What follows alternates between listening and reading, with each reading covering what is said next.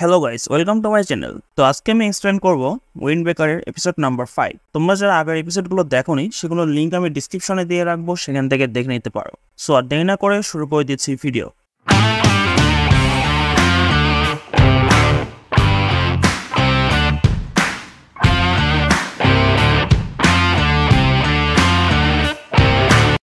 তো আগের এপিসোডগুলোতে আমরা দেখেছিলাম যে হিরাগি এবং বাকি সবাই ওমেমিয়ার কাছে সব বিষয়ে বলে। তখন সেখানে সিস্টারিনের লিডার জোজি চলে আসে এবং সে ওমেমিয়ার সাথে ফাইটের জন্য বলে এবং সে শর্ত দেয় যে যদি ওমেমিয়া হেরে যায় তাহলে ফরিন তার হয়ে যাবে। তারপরে সিস্টারিনের 5 জন মেম্বার গোফোয়ারের 5 জন মেম্বারকে চুজ করে নেয়। তারপরের দিন তারা সবাই সিস্টারিনের টেরিটরিতে চলে যায়। জোজি সেখানে সবাইকে দেখে অনেক খুশি হয়ে যায় এবং তাদেরকে তার সাথে আসার জন্য বলে। সাকুরা তখন বলে যে এখানে তো চারপাশ সব জায়গায় দেখছি শুধু বাড়ি এবং এটাকে ডিস্ট্রিক্টের সব থেকে বড় বাড়ি হিসেবে উল্লেখ করা হয় এবং রাতে এটা অনেক জাঁকজমক হয়ে যায়। সাকুরা তখন নিরিকে দেখে বলে যে ওয়েট, তুমি এখানে কি করছো? তুমি তো ফাইটই করছো না। নিরি তখন বলে যে তুমি কি বলছো, আমিও তো সেই জায়গায় ছিলাম তাই না, তার মানে আমিও এখানে ইনভলভ আছি।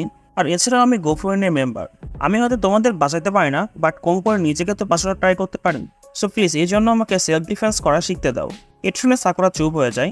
সো তখন তাকে নিয়ে মজা করতে থাকে, যার ফলে সাকুরার আবার রাগ হয়ে যায়। হিরাগি তখন বলে তোমরা সবাই চুপ হয়ে যাও, কম করে এই বিষয়টাকে তো একটু সিরিয়াসলি নাও। ওমেমিয়া তখন বলে যে হিরাগি তোমার একটু রিল্যাক্স হওয়া উচিত। তারপরে চরিত্রদের এক জায়গায় নিয়ে আসে। তখন জো বলে যে তোমাদের সবাইকে সিস্টারিনের বেজে স্বাগতম। সাকুরা তখন দেখে যে সেই জায়গাটার নাম থাকে ওরি। নিরে তখন বলে যে সিস্টারিনের বেজ একটা বন্ধ থিয়েটার যেটাকে ওরিন বলা হয়, বাট এখন এটা সবাই এটাকে ওরি বলে, যার মানে হচ্ছে প্রিজন। তারপরে আমরা ভেতরে দেখতে পাই যে সেই পুরো স্টেডিয়ামটা সিস্টারিনদের মানুষ দিয়ে ভরা ছিল এবং তারা সবাই ফাইট দেখার জন্য অনেক এক্সাইটেড ছিল এবং তারা তাড়াতাড়ি ফাইট শুরু করতে বলছিল। তখন সো বলে যে এখন আমি বুঝতে পেরেছি এই জায়গাটাকে প্রিজন কেন বলা হয়। এটা এমন একটা প্রিজন যেখানে সব জায়গায় বিষ দিয়ে ভরা। তখন নিরে ভাবতে থাকে যে আমি কি এখান থেকে জীবিত যেতে পারবো? সাকুরা তখন বলে যে তুমি কি এখানে শিখতে আসোনি? সো ভয় না পেয়ে সামনে দেখো। তারপরে চোচি বলে যে তাহলে আমাদের আজকের ইভেন্ট স্টার্ট করা হোক। তখন ওমেমিয়া বলে যে এটা দেখি সবার মধ্যে এক্সাইটেড আরো বাড়িয়ে দিচ্ছে। তো আমার টিমমেট আমার কথা শোনো, এটা অনেক বড় একটা ইভেন্ট, বাট আসল ফাইট তো আমার এবং চোচির মধ্যে হবে। তো এখানে কোনো যায় আসে না যে তোমরা জিতো অথবা হারো, তো যার ফলে তোমরা এটাকে হালকাতে নিতে পারো। সাকুরা তখন বলে যে তুমি এগুলো কি বলছো? আমার এতে কোনো যায় আসে না যে এটা কোনো জিনিসকে ইফেক্ট করুক বা না করুক, কারণ এখানে আমি হারতে আসিনি। হিরাগি তখন বলে যে তুমি কি শুনেছো কি বলেছে? ওমেমিয়া তখন বলে যে আসলে অনেক ডিপেন্ডেবল। চোজি তারপর বলে যে তাহলে চলো উমে আমরা লড়াই স্টার্ট করি। জো তখন বলে যে এটা কখনোই হবে না, কারণ বস ফার্স্টে লড়াই করে না। তখন নেরিমা বলে যে আমি কি ফার্স্টে ফাইট করতে পারি? সে লম্বা চুলালা ছেলেটা অনেকক্ষণ ধরে আমাকে দেখছে, তো এখন আমার তার উপর অনেক রাগ হচ্ছে। সো তখন বলে যে দেখো গিউতারো, সে তোমাকে ডাকছে। তখন ওমেমিয়াও এই ফাইটের জন্য রাজি হয়ে যায়। তারপর তারা দুজন ফাইট করার জন্য সামনে আগায়। সাকুরা তখন গিউতারোকে বলে যে আমাদের ফাইট এখনো শেষ হয়নি, বাট তুমি এটা মনে রাখো আমি তাদের সাথে ফাইট করে না যারা লুজার্স। তুমি কি শুনতে পাচ্ছ? তোমাকে অবশ্যই জিততে হবে। তখন সবাই এখানে আরিমাকে চেয়ার করা শুরু করে দেয়। তখন নিরে তার নোটসের মধ্যে থেকে আরিমার বিষয়ে পড়ে বলে যে একজন পাওয়ারফুল ফাইটার এবং সে এক পাঞ্চেই অনেকগুলো হাড্ডি ভেঙে ফেলেছে।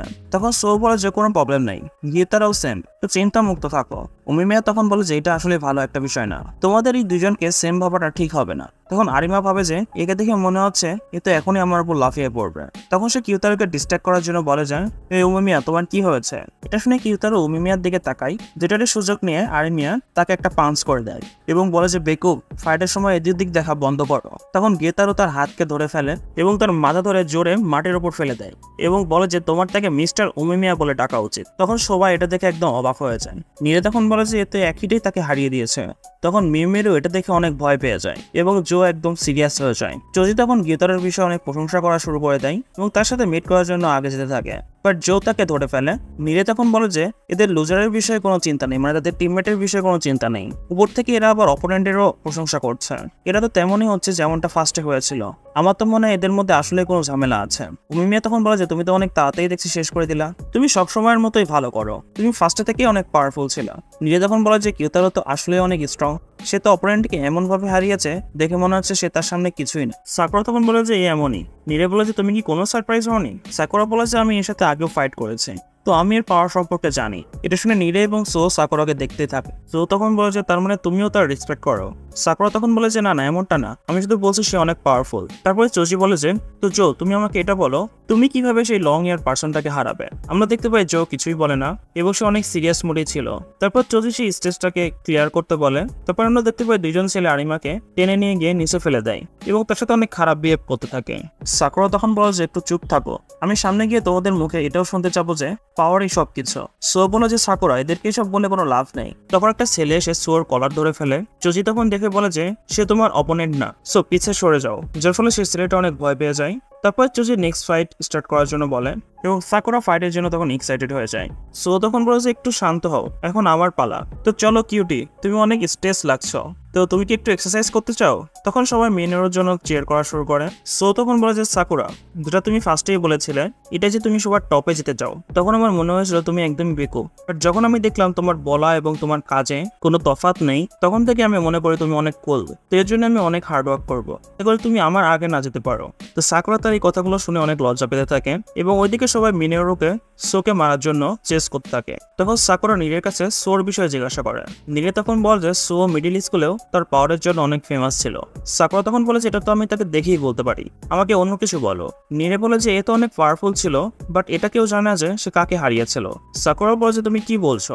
হিরাকি তখন বলে যে আমি আর সোর নাম অনেক শুনেছি, বাট আমার এই বিষয়ে খুব একটা বেশি জানা নেই, কারণ আমরা আলাদা আলাদা স্কুলে ছিলাম। উমিমিয়া তখন বলে যে সোর সাথে মিট হওয়ার আগে আমিও তো তাকে চিনতাম না, বাট আমি এটা দেখেছি যে সে অনেক ভালো একজন মানুষ।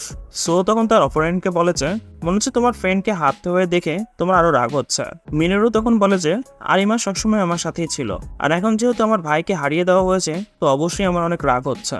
সো তখন বলে যে তোমরা এইভাবে তখনই চিল্লাও যখন তোমরা ভিকটিম হও, বাট তুমি তো এখনো বেয়াদবি একটা বাচ্চা। তো এই সবগুলো তো তোমার জন্য আসলে অনেক মুশকিলেরই বিষয়। সাকুরা তখন ভাবতে থাকে যে এ কি আসলে অনেক ভালো মানুষ? তো আসলে কি একজন ভালো মানুষ এমন ফেস বানায়? তারপরে মিনেরও সোর উপর হামলা করে দেয়। তখন আমরা দেখতে পাই সো তারই ফোর্সকে ইউজ করে তাকে নিচে ফেলে দেয়, যেটা থেকে সবাই একদম অবাক হয়ে যায়। সো তখন বলে যে এই যে রাগটা না, এটা শুধুমাত্র গ্রেড স্কুলেই কাজে আসে, বড় হওয়ার পরে এগুলোর কোনো মাইনে থাকে না। তো চলো আমরা দুজন একসাথে শিখি কিভাবে বড় হওয়া যায়, অ্যাডাল্ট কিভাবে হওয়া যায়। মিনেরও তখন ভাবে যে এ তো একদম আমার পিছে চলে গিয়েছে, তার মুভমেন্ট তো অনেক ফাস্ট, তো আমার এত দ্রুত তাকে খুশি মারতে হবে যাতে করে সে মুভমেন্ট করার টাইমই না পায়। তারপর সে আবার সোর উপর হামলা করে দেয়, বাট সো তাকে আবার নিচে ফেলে দেয়। তখন মিনেরও সোর পা চেপে ধরে, তখন সো তার পাকে ঘুরিয়ে তাকে দূরে ছুড়ে মারে। সো তারপরে বলে যে তুমি আমার কোশ্চেনের একটা অ্যান্সার দাও, তোমার কি মনে হয় কোন জিনিসটা আমাদের ম্যাচিওর বানায়? মিনেরও তখন বলে যে এসব কথা বলা বন্ধ করো, এবং আবার সে সোর উপর হামলা করার জন্য এই কথা থাকে, বাট সো তাকে খুব ইজিলি নিচে আবার ফেলে দেয়। নিয়ে তখন বলে যে এই ফাইটটা দেখে এমন মনে হচ্ছে যে অপোনেন্ট নিজে নিজে থেকে নিচে পড়ে যাচ্ছে। তখন সবাই মিনেরোকে এই ফাইটটাকে সিরিয়াসলি নেওয়ার জন্য বলে এবং তাকে অনেক গালাগালিও করতে থাকে। মিনেরো তখন ভাবতে থাকে যে আমি এই ফাইটটাকে অনেক সিরিয়াসলি নিচ্ছি, আমি তাকে হারানোর অনেক চেষ্টাই করছি, বাট আমি বারবার নিচে পড়ে যাচ্ছি। তোমাদের যদি এটা দেখে অনেক ইজি মনে হচ্ছে তাহলে তোমরা নিজেরা এসে এখানে ফাইট করো। উমিমিয়া তখন বলে যে তাহলে শুধুমাত্র একজন ভালো মানুষই না। সাকুরা তখন বলে যে এই শুধুমাত্র একজন ভালো মানুষ না, কারণ সে ভিতর থেকে একদমই অন্যরকম একটা পার্সন। সে না তো কোনো দুর্বল মানুষকে মরতে দেয় এবং সবার সামনে শাইনও করতে দেয় না, কিন্তু শুধুমাত্র সেই দুর্বল মানুষদের নিয়ে সবার সামনে মজা করে।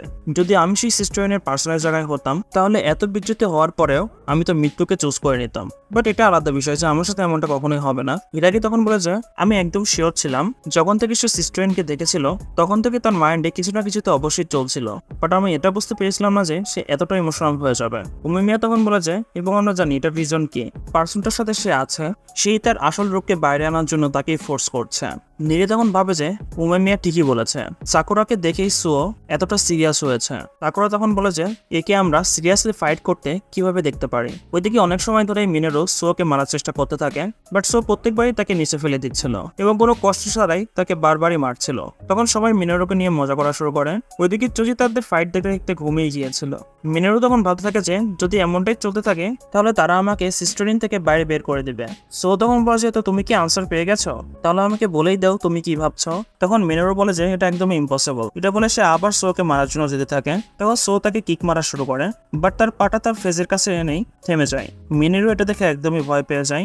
সো তখন বলে যে আমি তোমাকে বলছি তুমি কি ভাবছিলা, তুমি শুধু আমাকে এটা বলবা আমি ঠিক বলছি না ভুল বলছি। তুমি এটাই ভাবছিলে না তুমি সেই পার্সনের মতোই হয়ে যাবা যাকে নিয়ে তুমি মজা করছিলা। তো এটাই হচ্ছে আমার কোশ্চেনের অ্যান্সার। তোমার ম্যাচিওর হওয়ার জন্য ইমাজিনেশনের প্রয়োজন। তো চলো এখন তুমি আমাদের মধ্যে একজন হয়ে গেছো, তো তো এখন আগে যাওয়া যাক। তো বলো নিজের ইমাজিনেশনকে স্ট্রং বানানোর জন্য কি করতে হবে, এবং এটার অ্যান্সার হচ্ছে তোমার ইমাজিনেশনকে রিয়েলিটিতে কনভার্ট করতে হবে। তারপর সো ফাইটের জন্য রেডি হয়ে যায়, বাট মিনেরু এতটাই ভয় পেয়ে যায় যে সে তাকে থামার জন্য বলে। তারপর জো বলে যে অনেক হয়েছে, এখন এই ফাইটটা এখানেই শেষ এবং তুমি আমাদের আর বেজ্জতি করো না। আর এছাড়াও এখানে বেজ্জতি হওয়ার আর কিছুই নাই, কারণ তুমি এখন থেকে আর সিস্টেমের মেম্বার না। তো ও তখন বলে যে ম্যাচুর হওয়ার মানে এটাই হচ্ছে অন্যজনের কেয়ার করা, এবং এটার জন্য ইমাজিনেশন এবং এক্সপিরিয়েন্স দুটোই প্রয়োজন। এবং তোমার জন্য ভালো বিষয় যে তুমি এখন প্রথম ধাপে চলে এসেছো। তো তারপরে এপিসোডটা এখানে শেষ হয়ে যায়। সো এখানে সো ক্যারেক্টারটা আসলে কিন্তু একটু ডিফারেন্ট, মানে একটু মিস্টেরিয়াস টাইপের। এই পার্সনটার এমন কিছু ব্যাক স্টোরি তো অবশ্যই আছে যেটা অনেক ইন্টারেস্টিং। সো এগুলো আমরা সামনে গিয়ে দেখতে পাবো। তো তোমাদের এপিসোডটি কেমন লেগেছে আমাকে কমেন্টের মাধ্যমে অবশ্যই জানিয়ে দাও, এবং ভিডিওটি যদি ভালো লেগে থাকে অবশ্যই ভিডিওতে লাইক করে দাও এবং চ্যানেলকে সাবস্ক্রাইব করে দাও। দেখা হচ্ছে নেক্সট ভিডিও নিয়ে। Till then tata, bye by.